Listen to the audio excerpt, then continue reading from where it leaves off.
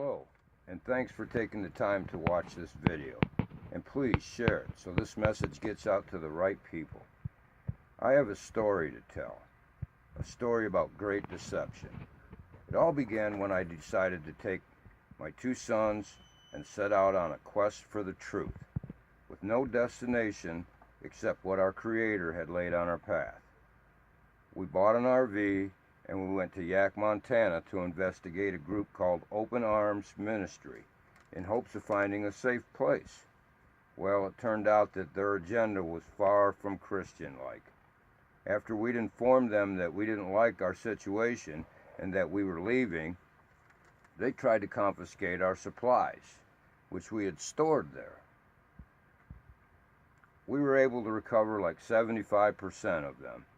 Not willing to give up, we continued on our quest. I was one of the first group leaders in WSO, so I was really in direct personal contact with Steve Olson, and I arranged to meet with Steve and his wife. They both had agreed prior to ask us to park our RV at his farm and be the first of his gathering. We accepted their offer and camped there for about a month. At that point, we were informed that Lisa had had a change of heart. So we went to Illinois and camped at a friend's house to regroup. Within days, Steve called me and requested that we accompany him on an investigative trip to the water protection movement at Standing Rock, South Dakota, and that WSO would pay for all expenses. So I agreed to meet him at his farm, and the next day.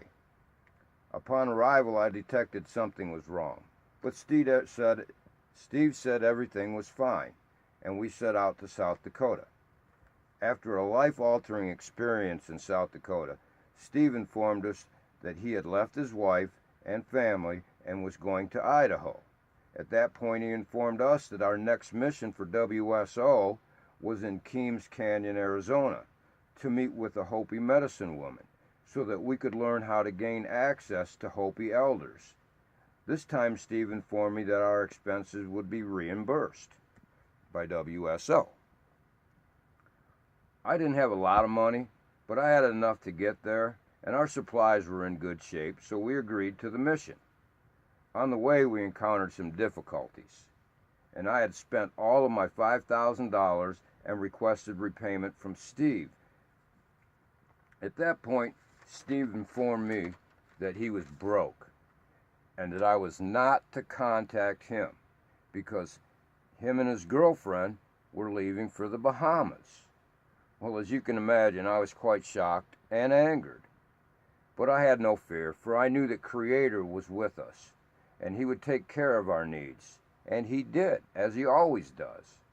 After another amazing encounter with the Hopi Nation, we worked our way to Las Vegas. My son has a friend who lives there, and we were going to regroup there once again. By this time, Steve's wife, Lisa, had contacted me and offered me $1,000 for Steve's address so that she could have him served with divorce papers. I agreed. She then cut all ties with us after I gave her the information. After the worst 2 months of my life in Las Vegas, we had come up with $1,000, so we once again set out on the road. We landed in central Utah this time, where we were able to find work and pay for our camping fees with that work.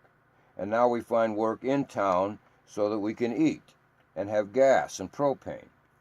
Steve Olson's deception did not start with us, as I soon found out. A lot of people reached out to me through my comments and shared their experiences with me. WSO ham radio training informed me of how Steve swindled them. And I have heard from many of other people who got ripped off by Steve in one way or another. I have saved all my communications. I've saved all my receipts. And yet Steve just tells me to stop playing the victim. Now Steve wants his subs to go fund him a car so he can care for the very family he abandoned. And worse yet, his subs are buying his snake oil. But the worst part of it is that he is hiding his deception behind religion. For me, the truth is as sweet as honey, but leaves my belly bitter. I've been told to start a GoFundMe, but I refuse to ask my brothers and sisters for money. So to all of you, I just say this: keep us in your prayers, be safe, and seek the truth. And once again, thanks for watching the video, and please share.